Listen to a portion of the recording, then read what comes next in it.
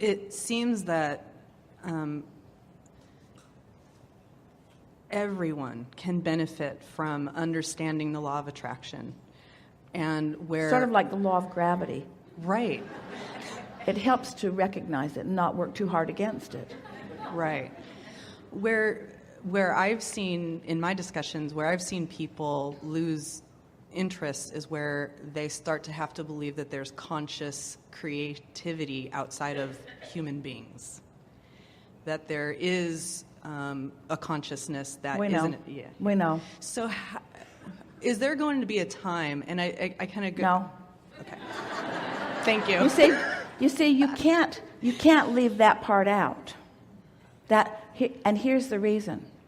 So, here you are, as an extension of that, whether you want to admit that you are or not, or whether there's enough evidence for you to support that.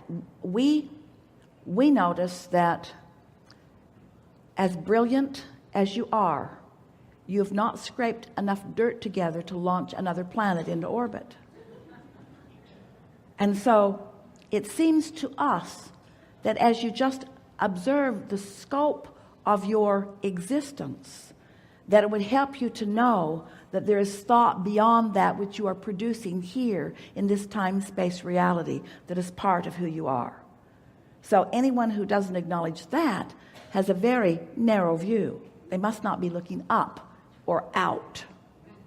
So as you acknowledge that there's all this going on over which you have very little understanding, you don't even understand electricity. You flip switches and that's it. You don't know what you've harnessed or how you've harnessed it. In other words, there's very little understanding of so many of the physics of this time-space reality. So we would think that you would stand in a sort of awareness that there's more to the picture than you are yet articulating through your see it, hear it, smell it, taste it, touch it. And so then when you start stepping into the world of vibration, now you're talking about thought, which means now you're talking about consciousness. And when you start acknowledging the difference in the way people are expressing consciousness, you have to acknowledge that you are having such different experiences based upon something that might be worth understanding what that difference is. In other words, life just is piquing those questions within you. So then, having said all of that, so here you stand as consciousness, an individual, a personality, and let's say that you don't want to acknowledge that there is anything inward or beyond what you're seeing right here and now. There are a lot of people who have taken the essence of what we are teaching and want to talk about law of attraction without talking about that connection to non-physical, but they're leaving out the most important part for this reason.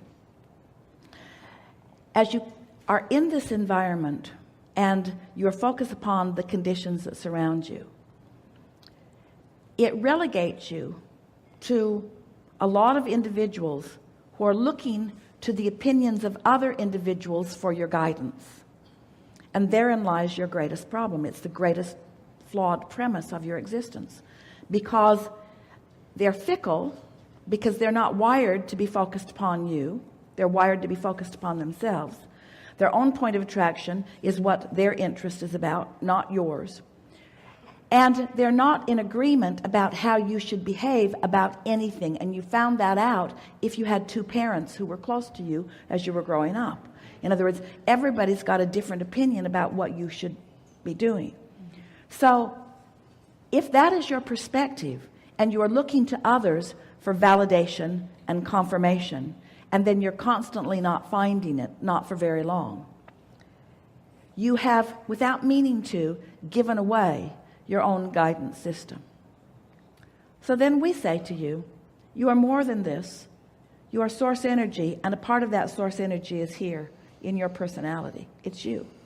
But the larger part of you, who is aware of everything that you are about, every time you explored and asked for something more, that larger part of you was the one who expanded. That larger part of you took that expansion and holds that vibrational frequency and calls you to it. Now, if you can accept that, if you can trust that just for a moment, and then put together the correlation between how it feels when you go with the flow. In other words, hate someone and feel how that feels. That's because your inner being isn't doing that. Condemn someone else or yourself and feel how that feels because your inner being isn't doing that. When you acquaint yourself with the steady reality of who you really are, now you have a basis of guidance that you can trust. So when Louise Hay or anyone says trust the process, if you have not activated within yourself this relationship between you in your physical form and who you really are, then you are like a cork bobbing around on a violent sea. You have no way to know which way is even up. There's no way for you to find your way or to fulfill your reason for being or to find any true satisfaction or to be on your path. And the only way that any of you will ever feel good is when you're going with the flow. The very emotions that you feel are the indication of how aligned you are with that part of yourself or not. And if you leave that part out of the understanding, then truly you do not have anything. And you cannot reason with someone who does not have a platform of reasonability, you see.